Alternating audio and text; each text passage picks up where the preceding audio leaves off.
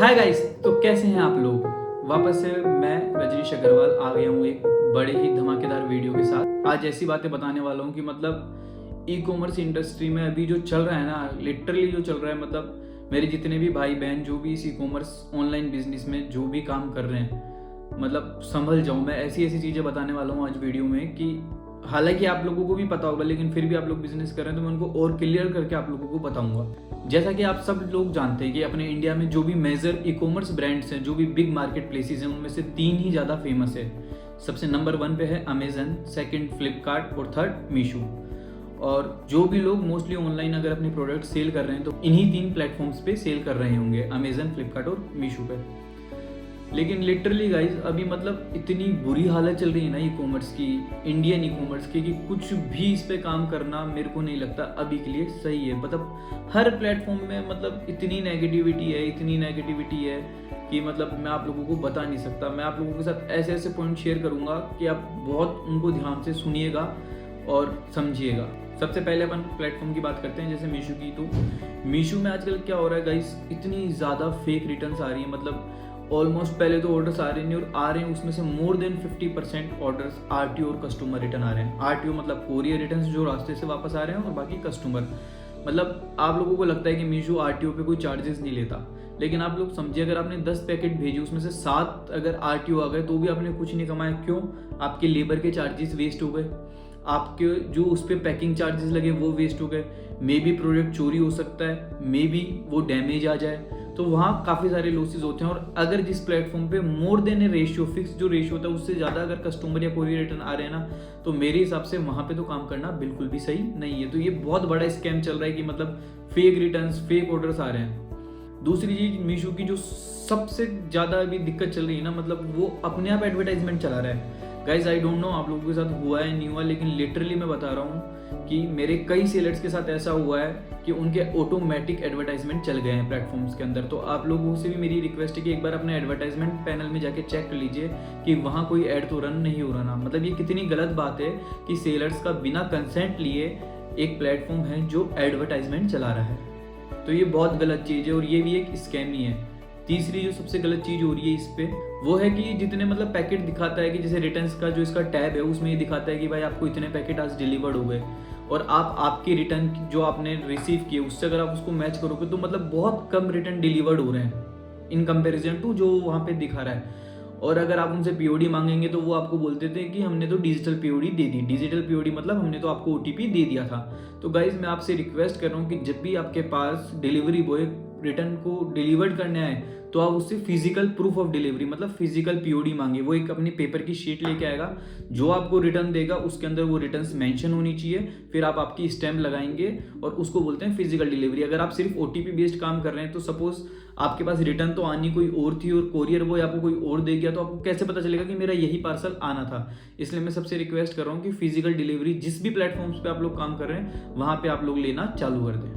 और इसमें क्या स्कैम हो रहा है कि जब आप मीशो से पीओडी मांगेंगे तो वो या तो डिजिटल पीओडी दे देंगे या आपकी वो टिकट पे रिजोल्यूशन ही नहीं देंगे। तो इन एंड आउट मतलब मीशो में भी बहुत दिक्कतें चल रही हैं। फेक रिटर्न्स की दिक्कत चल रही है, आपको वो लोग पीओडी नहीं दे रहे हैं, वो एडवर्टाइजमेंट चला रहे हैं अपनी मर्जी से। तो मतलब बताओ सेलर्स कैसे काम करेंगे। फिर वो बोलते हैं कि कम प्राइस पे सेल करो, प्राइस रिकमेंडेशंस भेजते हैं रोज की रोज।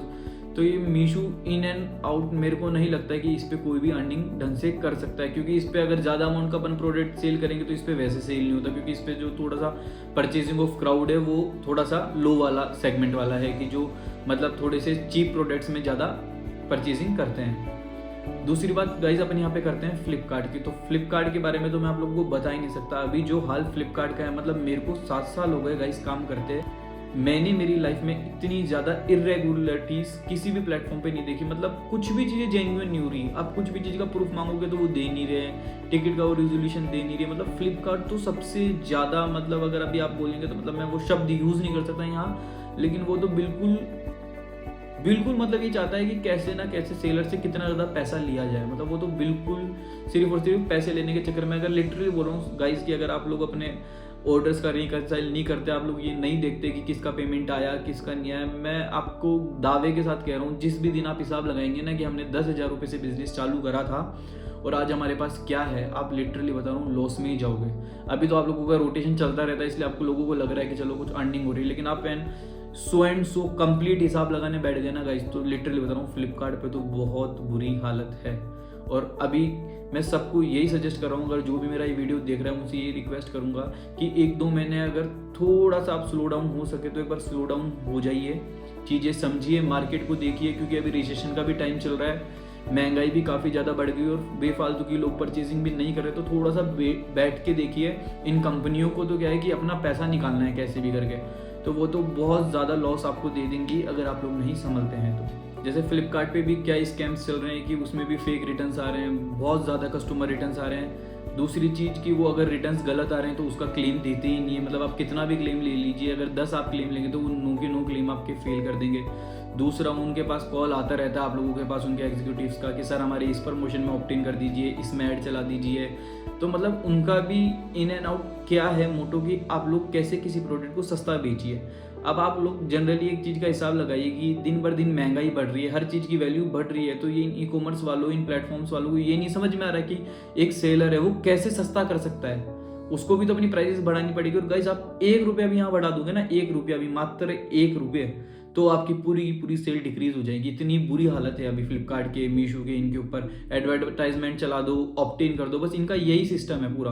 और दूसरा एक सबसे बड़ा बिगेस्ट स्कैम अभी फ्लिपकार्ट पे क्या चल रहा है कि ये इतना लेस पे आउट दे रही है, मेरे को नहीं समझ में आ रहा, ना तो इनकी शीट्स में ढंग से डेटा आ रहा है, ना मुझे समझ में आ रहा है कि किस हिसाब से कैलकुलेशंस कर रहे हैं। ये 2-2 बार सेम प्रोडक्ट पे 2-2 बार रिटर्न चार्जेस काट रहे हैं। दूसरी चीज वेट एनोमली, आप लोगों को नहीं पता होगा, जैसे आप लोग अगर कोई पार्सल 1/2 kg में बेच रहे हैं और उसका वॉल्यूमेट्रिक वेट, मतलब उसके पूरे पार्सल की साइज का वेट अगर 1 kg 1.5 kg हो रहा है, तो ये आपसे वेट एनोमली का पैसा अभी तो नहीं काटेंगे, लेकिन आने वाले कुछ दिनों में वेट एनोमली का पैसा बता के और काफ़ी ज़्यादा अमाउंट डिटेक्ट कर लेंगे। तो मेरी ये भी रिक्वेस्ट है कि आप वो ही प्रोडक्ट्स करिए जिनका एक्चुअल आप लोगों ने वेट या एक्चुअल जो पैकिंग के डायमेंशन है वो डाल रखें। अगर आप लोगों ने कम डाल रखे हैं तो गाइज आपको आने वाले टाइम में काफ़ी ज़्यादा लॉस देखने को मिल सकता है। अब अपन बात करते हैं अमेजन में। अमेजन में भी गाइज इतनी ज़्यादा दिक्कतें चल रही हैं। अमेजन में सबसे मोटा इशू तो अभी जो रिसेंटली देखने को मिला है वो है विजिबिलिटी इशू।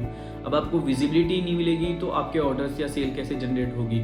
अमेजन ने साफ साफ कह दिया है कि अगर आप उसके अलग अलग स्टेट के FBA से अगर आप लोग ऑनबोर्ड नहीं करोगे, FBA मतलब ये होता है कि जहाँ उनके जो वेयर हाउस होते हैं वहाँ पे अपने को प्रोडक्ट रखने पड़ते हैं, तभी आपको अलग अलग स्टेट के ऑर्डर्स आएंगे। जैसे कि अगर आप राजस्थान से सेल कर रहे हैं, आप राजस्थान के सेलर हैं, तो आपको सिर्फ ज़्यादातर ऑर्डर्स जो राजस्थान से बायर्स परचेज करेंगे वहीं के आएंगे। अगर आपको ऑल ओवर इंडिया अगर ऑर्डर्स चाहिए तो आपको मल्टीपल FBAs में ऑनबोर्ड होना पड़ेगा।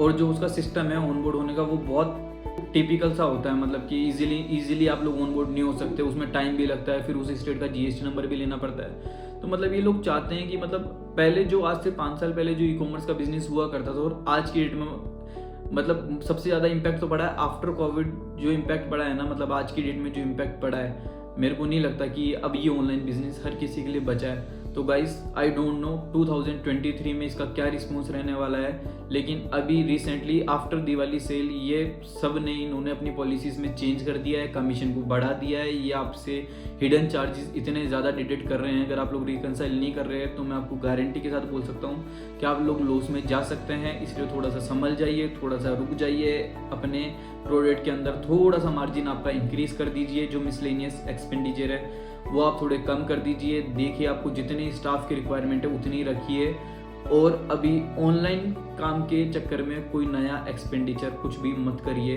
क्योंकि अभी इसकी कोई गारंटी नहीं है कि इसका बूम होगा या नहीं होगा।